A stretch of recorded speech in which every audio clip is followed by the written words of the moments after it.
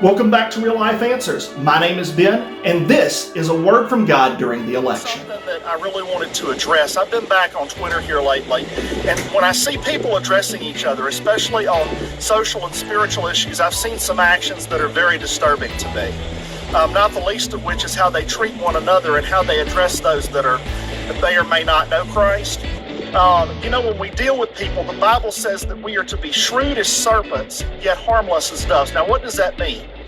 To be shrewd, first of all, means that we have to have almost an astute level knowledge of what we're talking about, not just informationally, but personally. That is, we can't really share capably with someone else if we're not living it ourselves. So in order to share, even on social media, we need to be sure that we're living the life.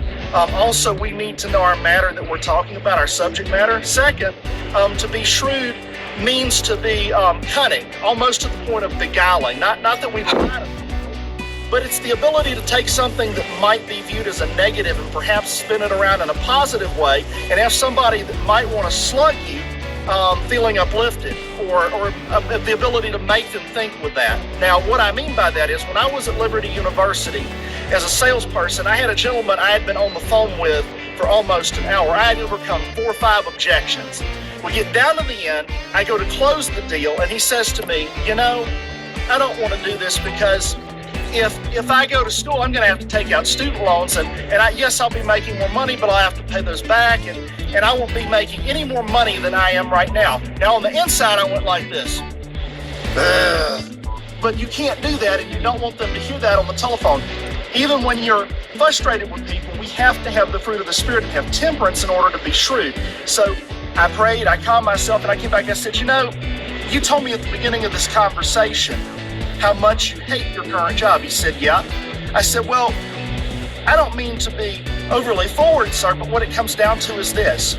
Would you rather make what you're making right now and hate your job as much as you hate the one you have? Or would you rather be making what you're making right now and love what you're doing even though you're not making anymore? There was a long pause for about 30 seconds, and he said, you know what? You're right. I'm going to go ahead and sign up for school. We have to be able to do something like that with our views. We have to be able to take it and maybe pull a few punches and step back and think of a way to word it or say it, excuse me, that may not be offensive.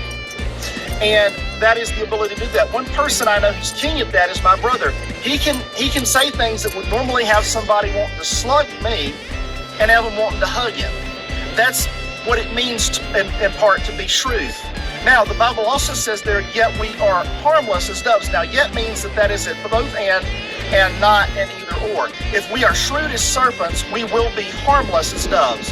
Now, how harmless is a dove? They're peaceful, they're beautiful, they only attack in self-defense and defend their flock, those that they love. So, whenever we are being harmless as doves, it means to take Paul's advice to young Timothy, where it says, a servant of the Lord must not quarrel, but must be gentle to all, able to correct those who are in opposition, that they may come to their senses and realize they're in a snare of the devil. So when you and I deal with people this week, especially on social media, let's stop and think. Let's be shrewd as serpents, yet harmless as doves. If you have anything you'd like to add to what was said today, please let us know in the comments below. Also, please hit that like button, subscribe, and hit that notification bell so that you don't miss an episode. God bless you. Thank you for joining us, and I'll see you again this time next week.